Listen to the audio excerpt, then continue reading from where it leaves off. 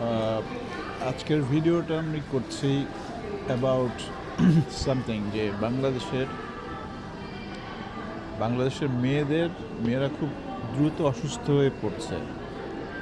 Some reason overall সামগ্রিকভাবে সারা বাংলাদেশের মানুষই অসুস্থ হয়ে পড়ছে এখন, কারণ তার প্রধান কারণ হচ্ছে খাবারের কারণে, খাবারে যে ভেজাল রয়েছে সেটার কারণে। বাট বাংলাদেশের মেয়েদের অসুস্থতার পরিমাণের সংখ্যাটা রিসেন্টলি অনেক অনেক উপরে উঠে গিয়েছে আর কি। সো আজকে আমি যে ভিডিওটা করছি এটা হচ্ছে মেইনলি সেটার কারণ, কতগুলো কারণ রয়েছে কেন তারা অসুস্থ হয়ে পড়ছে। নাম্বার ওয়ান, তারা যে স্পাইসটা খাচ্ছে বাংলাদেশের প্যাকেটের স্পাইস, সেই স্পাইসটা হচ্ছে মোস্টলি সবগুলো ব্র্যান্ডের।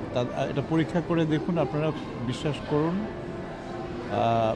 বিশ্বাস করার প্রয়োজন নেই, আপনারা মানে বক্সগুলো কিনে সেই রেড পেপার যেগুলো আছে বা এগুলোর সাথে সব ইটের গুঁড়া, তারপরে কাঠের গুঁড়া, এগুলো মিক্স করা রয়েছে। সো এগুলো খেলে তো এমনিই মানুষ অসুস্থ হবে।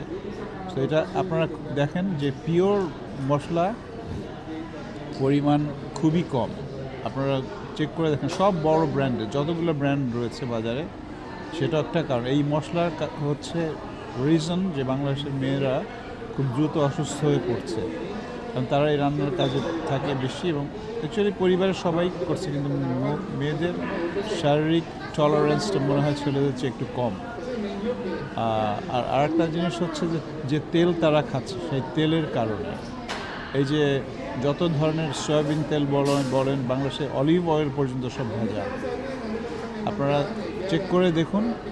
এটা থেকে পরিত্রাণের উপায় কী? উপায় হচ্ছে যে গ্রামে গিয়ে পিওর মশলা তৈরি করে নিয়ে আসা। বিশ্বস্ত পরিচিত সবারই তো গ্রামে 2-4 জন লোক থাকে, তাদের মাধ্যমে একদম দাঁড়িয়ে থেকে মশলাগুলো বানিয়ে নিয়ে আসা এবং পিওর তেল নিয়ে আসা, সরিষার তেল বা এই টাইপের সানফ্লাওয়ার সিড যেগুলো, বাদাম তেল, এগুলো করে নিয়ে এসে খেতে হবে। এছাড়া আর কোনো চয়েস নেই। নাহলে আপনারা বাংলাদেশের যে পরিমাণে অসুস্থতার পরিমাণ বাড়ছে, এটা দিনে দিনে আরও বেশি হবে এবং মেডিকেল ব্যবসাটা রমরমা হয়ে উঠবে।